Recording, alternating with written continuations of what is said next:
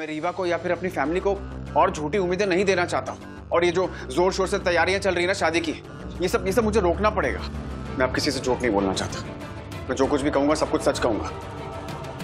मैं कल ही रीवा के पास जाऊंगा और उससे कह दूंगा कि मैं उससे शादी नहीं कर सकता। फिर उसके बाद उसका जो भी डिसीजन हो, वो मुझे जो भी सजा देना चाहे वो मुझे मंजूर होगा।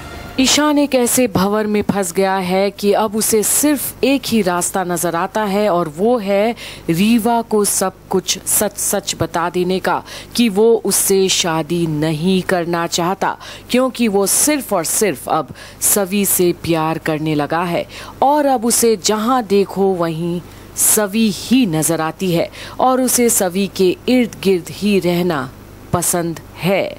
और ये अपनी अंतरात्मा से बातें करते हुए ईशान अब पूरी तरह से तैयार होता है रीवा से सब कुछ सच बताने के लिए।